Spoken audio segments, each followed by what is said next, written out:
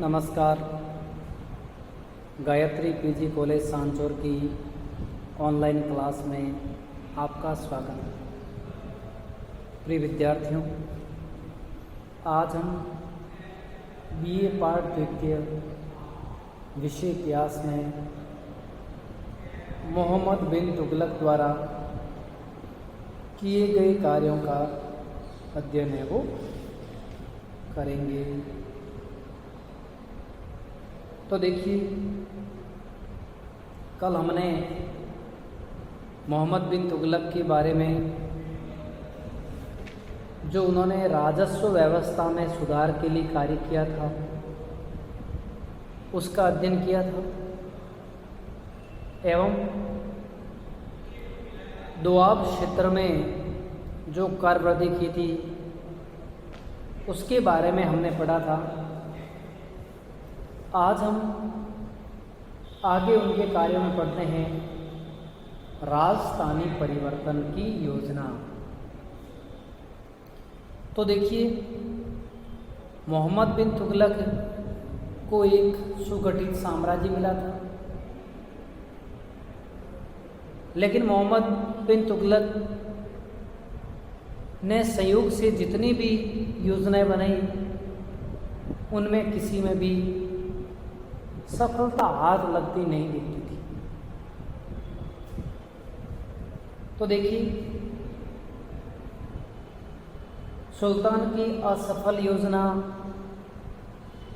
मानी जाती है राजधानी परिवर्तन, क्योंकि सुल्तान मोहम्मद बिन तुगलक दिल्ली के स्थान पर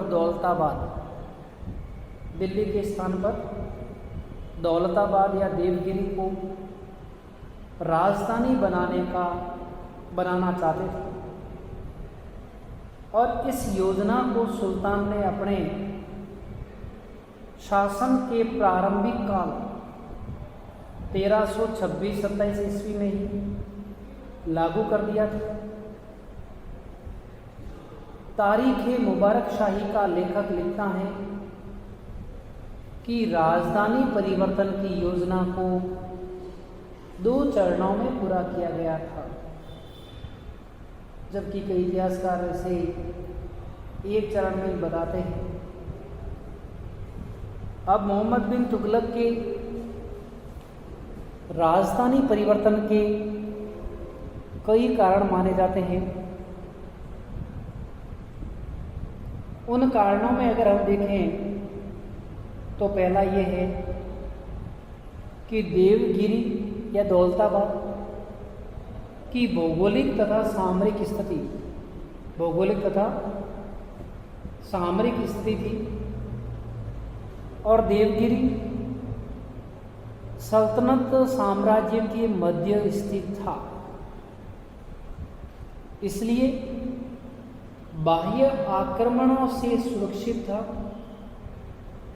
और देवगिरी से सल्तनत के सभी प्रांत तथा प्रमुख नगरों को बराबर की दूरी से नियंत्रित किया जा सकता था। कहाँ से? देवगिरी से। इसलिए मोहम्मद बिन तुगलक अपनी राजधानी दिल्ली से दौलताबाद परिवर्तित करना चाहते थे।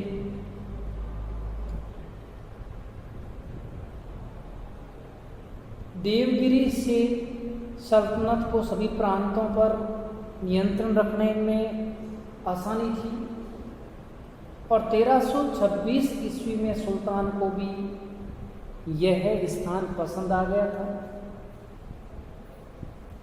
दूसरा कारण था, उसके बारे में इतिहासकार इब्न बतूता बताते हैं कि सुल्तान दिल्ली के नागरिकों से अप्रसन्न हो गया था। वे रात्रि के समय चोरी छिपे सभा भवनों में गोपनीय पत्र डालते रहते थे, जिसमें सुल्तान की कटु भर्त्सना होती थी। अतः सुल्तान ने उन्हें दंडित करने का एक नया तरीका सोचा था। वुल्जले हैगन भी पत्रों की बात की पुष्टि करते हैं। तारीख मुबारक शाही के अनुसार भी सुल्तान दोआब की जनता को दंड देने के लिए, सज़ा देने के लिए राजधानी परिवर्तित कर रहे थे। ऐसे कई कारण माने जाते हैं जिसके कारण उन्होंने राजधानी परिवर्तन का निर्णय किया था। उपर्युक्त कारणों में से कुछ तो नितांत अविश्वसनीय है, लेकिन फिर भी हम ये मान सकते हैं कि उन्होंने राजधानी परिवर्तित करने का निर्णय है वो लिया। इतिहासकार बर्नी व इब्न बतूता के अनुसार सुल्तान राजधानी दिल्ली के सभी नागरिकों को दौलताबाद जाने के लिए विवश कर दिया। इतिहासकार बर्नी लिखता है कि जब दौलताबाद राजधानी परिवर्तित हो गई तो उसके बाद दिल्ली बर्बाद हो गई थी। शहर की इमारतों, उसके महलों और उसके आसपास के क्षेत्रों में एक बिल्ली अथवा कुत्ता भी दिखाई नहीं दे रहा था। इसी प्रकार इब्न बतूता भी लिखते हैं कि सुल्तान के आदेश पर खोज करने पर भी उसके गुलामों को एक लंगड़ा और एक अंधे के सिवाय कोई भी व्यक्ति है वो प्राप्त नहीं हुआ था। अर्थात सुल्तान के आदेश के बाद दिल्ली की समस्त लोग दौलताबाद है वो जा चुके थे। ऐसा मध्यकालीन इतिहासकार बर्नी अपने लेख में है वो लिखता है। सुल्तान के आदेशानुसार लंगड़े को मार दिया गया और अंधे को घसीटकर दौलताबाद ले जाया गया, जहां उसकी केवल एक टांग ही पहुंच सकी थी। इस तरह दिल्ली एक सुनसान व वीरान शहर में तब्दील हो गया था। अब दिल्ली से दौलताबाद तक 700 मील के लंबे सफ़र के लिए मार्ग में लोगों के आराम और सुविधा के लिए सुल्तान ने बहुत अच्छा प्रबंध किया था। समूचे मार्ग पर थोड़ी थोड़ी दूर पर अस्थायी झोंपड़ियाँ खड़ी की गई थी, जिनमें लोगों को मुफ्त में खाने पीने का सामान दिया जाता था। सामान ढोने की भी व्यवस्था की गई थी। ऐसा कहा जाता है कि लोगों को उनके मकानों का मुआवजा भी दिया गया था। फिर भी लोगों को इस यात्रा से असह्य कष्ट हुआ। दौलताबाद में भी उनका मन नहीं लगा। ऐसी स्थिति में सुल्तान ने उन सभी लोगों को जो वापस दिल्ली लौटना चाहते थे, उन्हें जाने की आज्ञा दे दी। और इस प्रकार सुल्तान की राजधानी परिवर्तन की योजना भी है वो विफल हो गई थी। आगे हम देखते हैं, अगली योजना बनाई थी सांकेतिक मुद्रा को चलाने की। यह 1329 से 30 ईस्वी के मध्य मोहम्मद बिन तुगलक ने शुरू की थी। तो देखिए, मोहम्मद बिन तुगलक को मुद्रा ढालने वालों का राजा कहा गया है। उसने मुद्रा प्रणाली में कई सुधार किए, बहुमूल्य धातुओं के अपेक्षित मूल्य निश्चित किए और कई प्रकार के नए सिक्के भी चलाए थे जो कलापूर्ण डिजाइनों तथा अपनी बनावट के लिए विख्यात थे।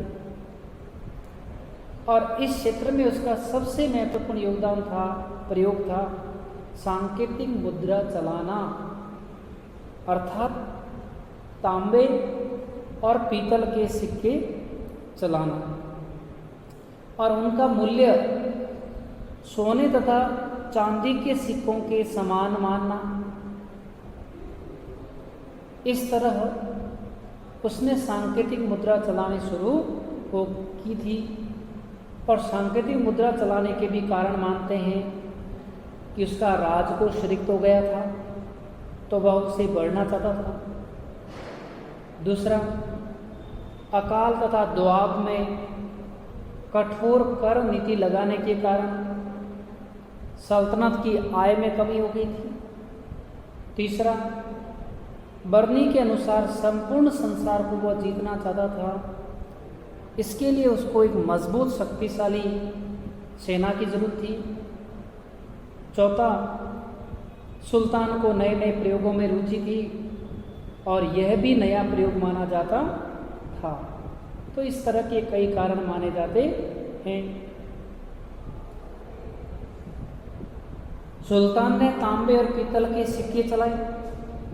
पीतल के सिक्के कम मात्रा में ढलवाए थे और सुल्तान ने इन्हें मुद्रा सोने चांदी के बराबर घोषित कर दी।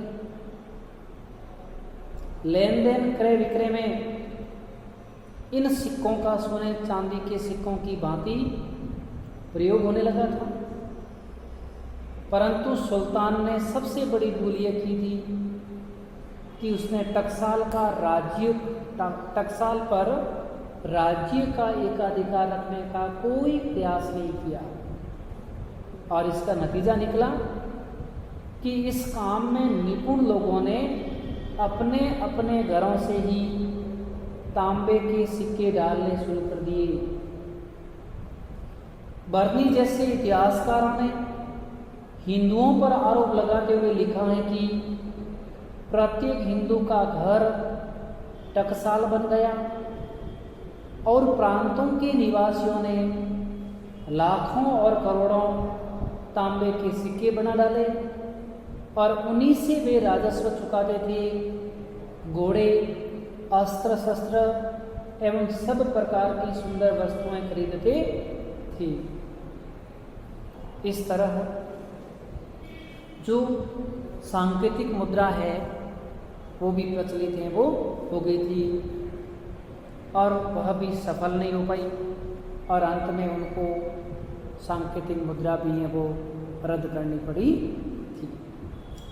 अब हम मोहम्मद बिन तुगलक की विदेश नीति का अध्ययन करें तो विदेशी नीति में वह खुरासन प्रांत को जीतना चाहता था, क्योंकि खुरासन पर अबू सईद जैसा विलासी दुराचारी शासक था और उसने अपने संरक्षक और प्रमुख सरदार चौगान की कन्या प्राप्त करने के लिए हत्या कर दी थी। खुरासन में विद्रोह फैल गया था। सुल्तान 3,70,000 सैनिकों की सेना बनाकर खुरासन की ओर चला।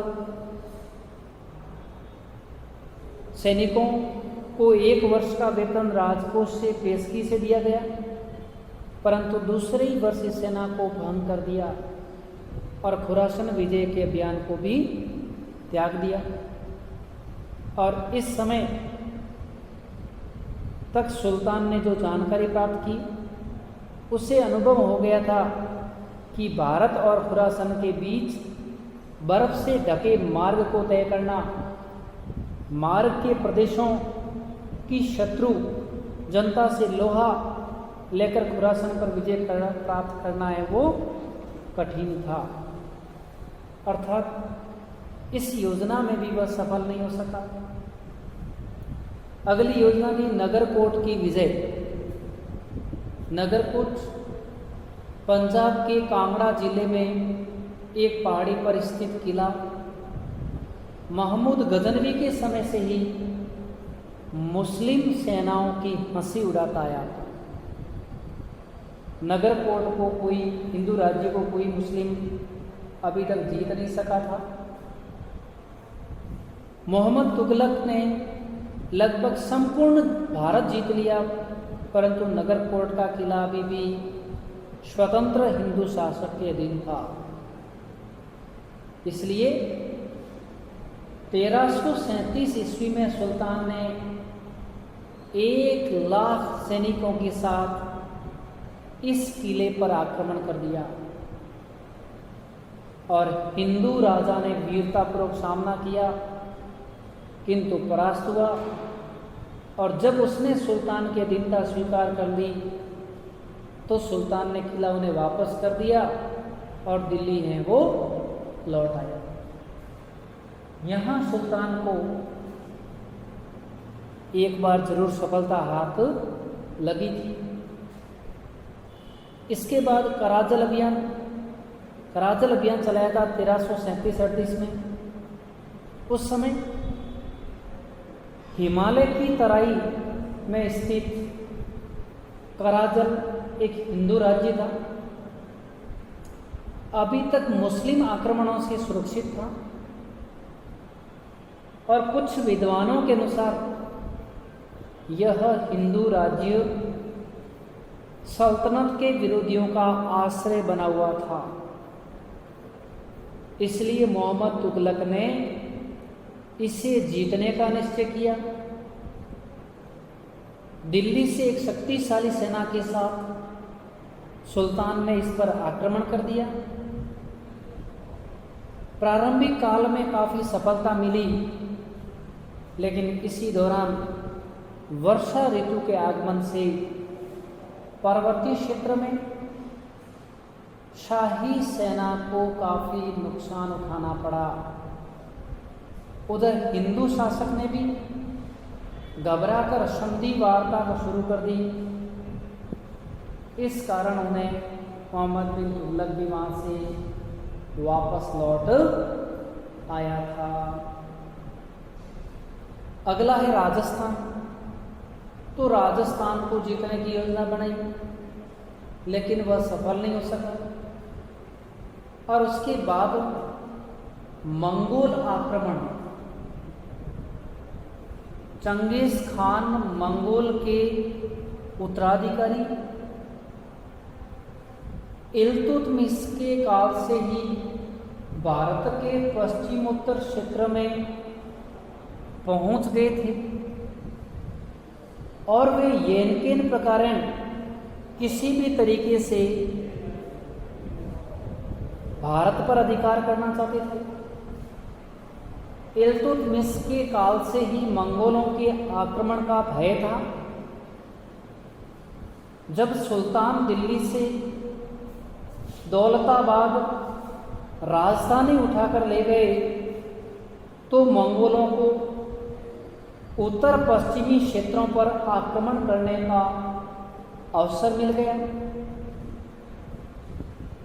और तरमाश्री के नेतृत्व में मंगोलों की एक सेना ने सीमांत क्षेत्रों मुल्तान तथा लाहौर से दिल्ली तक के क्षेत्र को पदाक्रांत कर डाला। चूंकि सुल्तान इस समय मंगोलों से प्रतिशोध लेने को तैयार नहीं था, अतः कहा जाता है कि उसने मंगोल नेता को भारी घूस देकर लौटा दिया। सुल्तान की इस नीति की भी काफ़ी वो निंदा हुई थी। इसके अलावा चीन से संबंध, चीन के साथ मोहम्मद तुगलक के महत्वपूर्ण संबंध थे। सुल्तान के कराचल अभियान के साथ शाही सेना ने हिमालय प्रदेश के कुछ बौद्ध मंदिरों को तोड़ डाला था। 1341 ईस्वी में चीनी सम्राट तोगन तिमूर ने अपना एक राजदूत मोहम्मद तुगलक की सेवा में भेजा और उसने बौद्ध स्थानों की मरम्मत करवाने की स्वीकृति देने का अनुरोध किया था। और इसके बाद 1342 में इब्न बतूता ने अपना राजदूत बनाकर इब्न बतूता को अपना राजदूत बनाकर चीन है वो भेजा था। धन्यवाद।